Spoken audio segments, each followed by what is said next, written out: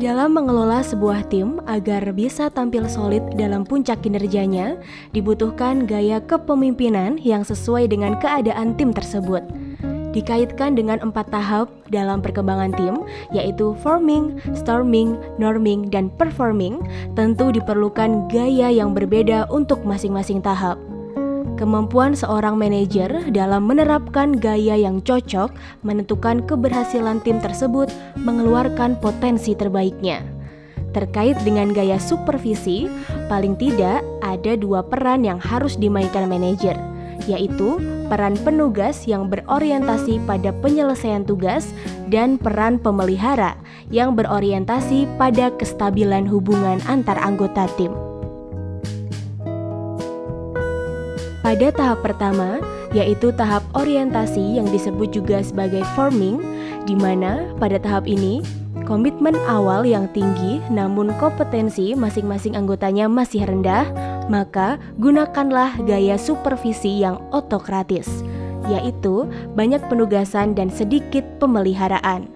Bila sebuah kelompok gugus tugas dikumpulkan bersama untuk pertama kalinya, manajer perlu membantu kelompok untuk menegaskan tujuan-tujuannya agar tersedia arah yang memastikan kelompok berada pada titik awal yang tepat.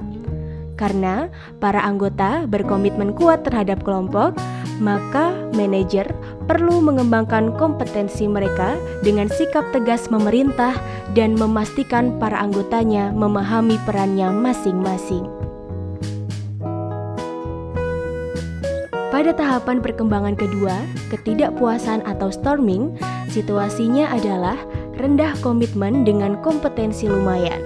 Jadi, gunakanlah gaya supervisi yang konsultatif, yaitu banyak penugasan yang diimbangi dengan banyak pemeliharaan. Meskipun kelompok telah memahami tujuannya dan peran masing-masing anggota telah jelas, para anggota merasa tidak puas karena beberapa hal, seperti merasa tidak cocok dengan satu atau beberapa anggota lain, atau tidak merasa nyaman dengan kadar pengaruhnya dalam kelompok. Ketika moral anjlok, manajer perlu fokus pada peran pemeliharaan untuk mendorong para anggota untuk menyelesaikan permasalahan yang timbul. Manajer harus membantu para anggota untuk memenuhi kebutuhannya saat mengembangkan struktur kelompok yang cocok. Pada saat yang sama, manajer harus pula melanjutkan peran penugas yang diperlukan kelompok untuk mengembangkan tingkat kompetensinya. Pada tahapan perkembangan ketiga, peleburan atau norming, situasinya adalah komitmen yang bervariasi dalam kisaran sedang dengan kompetensi cukup tinggi.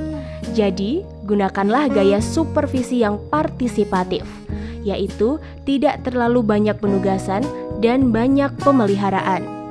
Ketika para anggota telah mengetahui tujuan mereka dan peran pun telah dipahami dengan jelas, maka tugas pimpinan menjadi lebih ringan karena anggotanya sudah tahu bagaimana melaksanakan pekerjaannya.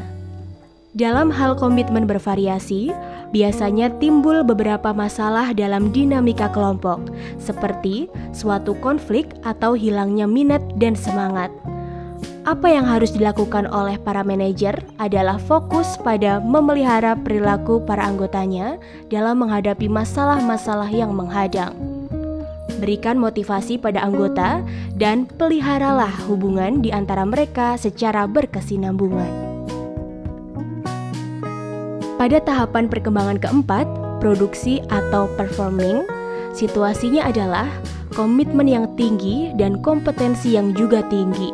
Jadi, gunakanlah gaya supervisi pendelegasian atau lepas tangan, yaitu tidak terlalu banyak penugasan dan tidak terlalu banyak pula pemeliharaan. Kelompok yang telah mencapai tahapan ini telah memiliki para anggota yang memainkan peran, baik peran penugas maupun peran pemeliharaan yang memadai. Manajer tidak perlu lagi banyak turun tangan, kecuali jika ada permasalahan serius yang timbul. Sebagai seorang pemimpin, Anda harus mampu menentukan pada tahapan perkembangan mana unit kerja yang Anda pimpin dan secara tegas membawa mereka menuju tahapan pengembangan kelompok tingkat berikutnya dengan gaya supervisi yang sesuai. Demikian sekilas penjelasan tentang gaya kepemimpinan dalam tahap perkembangan tim. Semoga bermanfaat.